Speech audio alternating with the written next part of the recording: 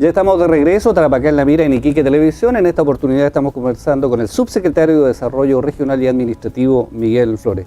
Subsecretario, conversamos de estas transferencias de competencia, de lo que significa la región piloto, Tarapacá región piloto, y sin lugar a dudas que uno de los temas que son relevantes en nuestra región, que se ha conversado mucho, es el tema de recursos humanos, de cómo mejorar la calidad de los recursos humanos.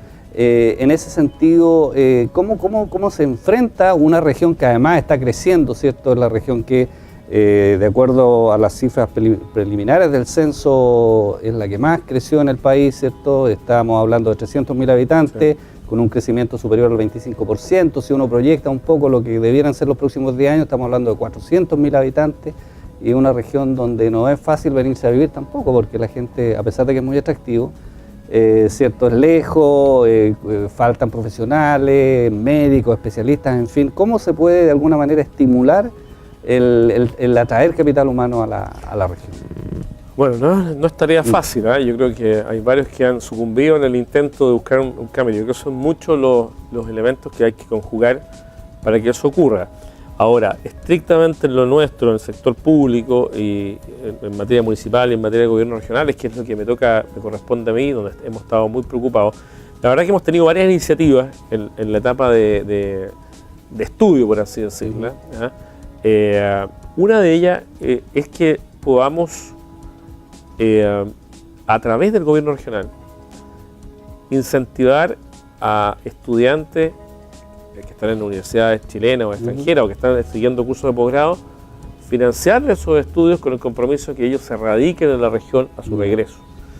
Esto no existe así estrictamente hoy día, porque lo que hay es un sistema de becas donde tienen la obligación de volver a trabajar al sector público, pero no están obligados a trabajar en una región determinada ni en regiones. Entonces, yo creo que ahí hay un aspecto que bien manejado, para que no se preste para abusos, ¿no es cierto?, podría ser interesante. ¿Y eso tiene que ser materia de ley? Eso tiene que ser materia de ley. Probablemente podría simplificarse una norma a través de la ley de presupuesto, pero tiene que ser materia de ley necesariamente. Y probablemente dentro del sistema de becas que tiene el Ministerio de Educación, para no crear una beca adicional. Simplemente lo que hay que hacer es entregarle la facultad al gobierno regional respectivo, por ejemplo, para que a través del FNDR, ¿no es cierto?, financie adicionalmente becas del Ministerio de Educación, y que vayan marcadas, en el sentido de que usted está dispuesto a estudiar, estamos dispuestos a pagarle sus estudios en el extranjero, ¿no es cierto? Pero el compromiso es que es en esta región, claro, de forma tal de que haya una obligación no solo de retornar al aparato público, que es la obligación genérica que existe desde que yo tengo uso de razón, sino que a una región determinada. Esa es una fórmula. Después nosotros hemos estado fuertemente, el año 2010 voy a reconocer que fue un año muy complejo por el terremoto en la zona sur, pero a fines del 2010 establecimos un mecanismo en la Subdere muy estricto para financiar asistencias técnicas a las municipalidades. Usted tiene que haber escuchado muchas veces, creo que lo hemos conversado. Las municipalidades más chicas y más pobres llegan segundas y terceras y cuartas en la lucha por conseguir recursos de los ministerios sectoriales, profesionales. Bueno, eso se resuelve y no tienen recursos para pagar esos sueldos. O sea, no es que no tengan, además no tienen recursos. O sea, si quisieran pagar, no tienen con qué hacerlo. Claro. Entonces, hemos establecido un sistema de asistencias técnicas que ha ido dando resultados lentamente. Que significa, mire, hay que hacer una enorme estudio de diseño del alcantarillado, aquí La Tirana, que estamos a punto de inaugurar un alcantarillado. Bueno, no hay un profesional en la municipalidad, entonces la Subdere financia ese profesional con el compromiso que se haga ese estudio, ¿no es cierto? Y que sea presentado a los organismos pertinentes. Eso asegura que la plata sea bien invertida y que tenga un efecto después multiplicador, ¿no es cierto? Porque va a terminar en una obra que tiene un beneficio enorme. Eso mismo nosotros podemos replicarlo a nivel de las gobernaciones y a nivel de las intendencias y a nivel de los gobiernos regionales. Yo le decía al comienzo de la entrevista, nosotros tenemos un mecanismo para financiar profesionales en los GORES, especialistas en temas que no son habituales. Por ejemplo, nosotros financiamos profesionales expertos en materia de residuos sólidos para poder construir rellenos sanitarios. Financiamos profesionales expertos en materias de agua potable y alcantarillado, que son cosas muy específicas y cada día hay más tecnología, especialmente en las plantas de tratamiento, que obliga a tener profesionales ultra capacitados. Tenemos capacidad financiera de financiar especialistas en materia de energización, mejoría, cambio de luminarias con sistemas de alto rendimiento energético y bajo costo y amigable con el medio ambiente, electrificación rural, en fin. Especialistas, podemos financiar especialistas en recuperación patrimonial. Entonces, yo creo que se puede, en la medida que se focalicen bien los recursos y que, a su vez, quienes son destinatarios de estos profesionales, municipios, gobiernos regionales, hagan un buen uso de ellos. O sea, yo creo que tenemos cómo hacerlo. Y hemos ido perfeccionando nuestro mecanismo. Esto ya existía en los gobiernos anteriores, pero hemos ido perfeccionando el mecanismo durante nuestro gobierno con el objeto de focalizar súper bien los recursos y que esto no se pierda, o sea, el temor que teníamos, ¿no es cierto?, de que se contrataba un profesional y nunca nadie supo lo que hizo, ¿no es cierto?, y simplemente fue a engrosar los profesionales del municipio, gobierno regional. Pero eso, digamos, es una preocupación que está ahí en la mira, digamos. No, eso último lo estamos haciendo con la diferencia a partir del año 2011, 2012, es que hemos sido muy estrictos en la aprobación de los recursos y muy exigentes en que se cumpla el motivo por el cual el profesional fue contratado. Y eso nos ha permitido, y esto es interesante, les quiero que sepa que nos permitió elaborar una enorme cantidad de proyectos de reconstrucción de la zona dañada por el terremoto. Buena parte de los proyectos de la 8ª región y de la 7ª región fueron hechos por profesionales de la Subdere que fueron financiados con este mecanismo. De esa experiencia lo tomamos por el resto del país. Algo parecido en la ley del Fondenor, que está todavía en tramitación, tomamos de ahí, de esto que lo estoy contando, lo mismo. El Fondenor es una cantidad enorme de recursos a disposición de los municipios mineros, una vez que se apruebe la ley, pero estaba siempre la preocupación en el mundo parlamentario, los propios alcaldes, bueno, pero con todos esos recursos, si no podemos contratar profesionales, entonces colocamos una norma especial que un porcentaje de ellos pueden estar destinados a contratar profesionales para levantar cartera de proyectos que se puedan ejecutar con esos recursos de Fondenor. Acabamos el presidente anunciar una cosa que a ustedes les va a interesar hace pocos días, una ley que crea un fondo especial para la recuperación de los sitios que fueron declarados Patrimonio de la Humanidad por la UNESCO. En esta región, Santa Laura y Humberston, ¿no es cierto? Valparaíso, Rapa Nui, en fin, las iglesias de Chiloé.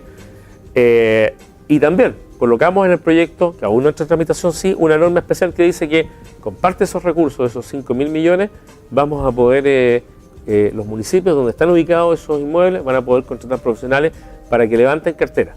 ¿Por qué cuento todo esto? Porque en las experiencias anteriores de proyectos semejantes o leyes semejantes, se asignaban grandes cantidades de recursos, pero iban a dar a una cuenta corriente y finalmente lo terminaban. No se podían ejecutar. De hecho, hay todavía un caso de un par de municipalidades que han tenido muchas dificultades para ejecutar los proyectos. Entonces, de las experiencias anteriores uno va aprendiendo y yo te insisto, este mecanismo de asistencias técnicas financiadas por la Subdere y contratados por los municipios o los gobiernos regionales, a nosotros nos dio un excelente resultado en las zonas del terremoto, año 2010-2011, y los empezamos a replicar en el resto de las regiones con mucho éxito. Ahora, en 2013 también contempla recursos bastante considerables en prácticamente todas nuestras líneas de inversión más importantes. A propósito de la ley de presupuestos, el énfasis en la región, ¿hay algún énfasis especial? ¿Usted lo ha conversado con la intendenta? Bueno, hay un énfasis, hay dos énfasis muy importantes en la ley que tienen que ver con educación y con salud. Aquí educación y salud. Esos son los énfasis en todo el país y en la región también.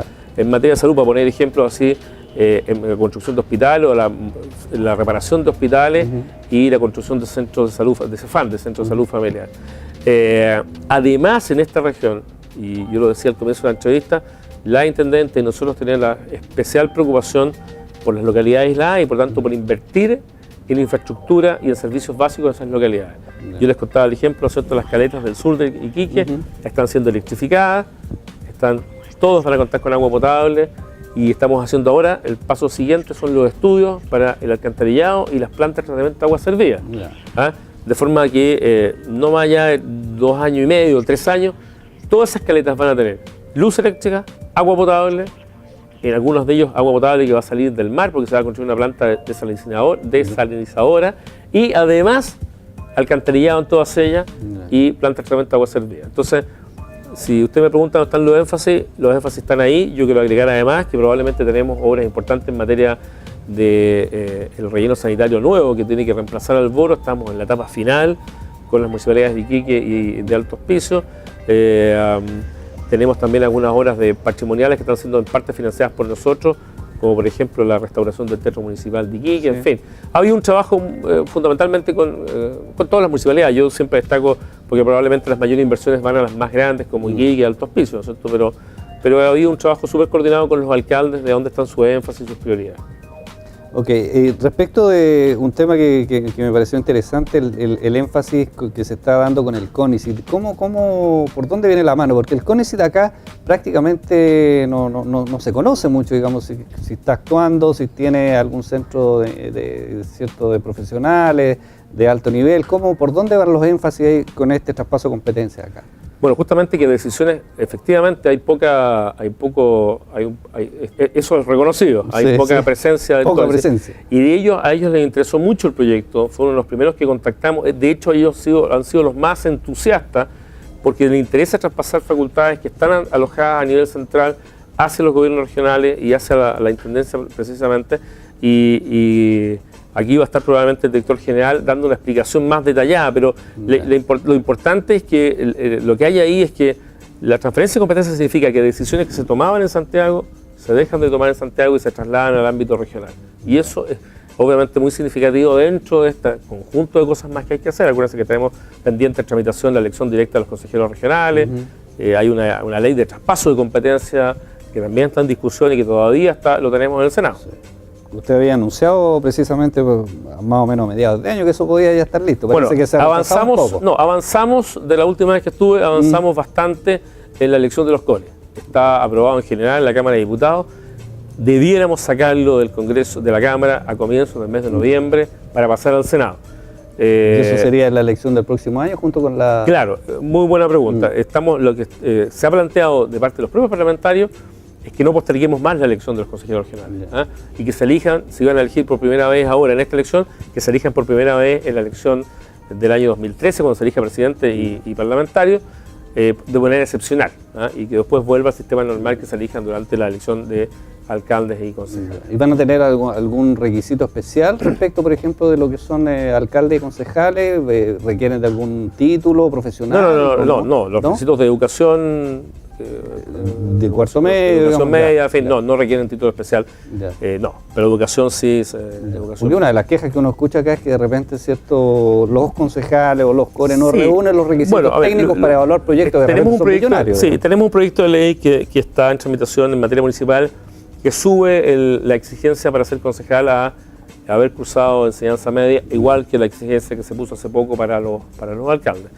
En materia de consejeros regionales no hay cambio de lo que hoy día se exige, pero también probablemente vamos a tener un cambio importante y una renovación de este tipo de cargos, toda vez que van a ser ahora elegidos de manera universal, por votación universal y sufragio directo, no como el sistema indirecto, que obviamente era válido durante un periodo de tiempo determinado, pero hoy día está completamente claro que hay que modificarlo. Y la posibilidad de acceder a un grupo de técnicos, asesores... Voy a contestarte, y eso va a permitir probablemente un cambio en el perfil del consejero que va a ser elegido mediante este sistema. Y lo que tú me preguntas sobre los asesores, estamos modificando en la misma ley, estamos organizando de mejor manera las distintas divisiones a nivel del gobierno regional. Estamos generando la posibilidad de crear nuevas divisiones, por tanto tener, como tú dices, nuevos profesionales a cargo de asesorar al gobierno regional. Bueno, subsecretario, queremos agradecerle que nos haya acompañado en esta entrevista, ¿cierto? Siempre un gusto conversar con usted y saber que además ha destinado tanto tiempo que es tan importante, ¿cierto?, para nuestra región. Muchas gracias. Muchas gracias a ustedes por la invitación. Conversamos hoy con el subsecretario de Desarrollo Regional y Administrativo, Miguel Flores, aquí en nuestro programa Tarapacá en la Mira en Iquique Televisión. Gracias por vuestra sintonía, nos reencontramos la próxima semana en este mismo horario.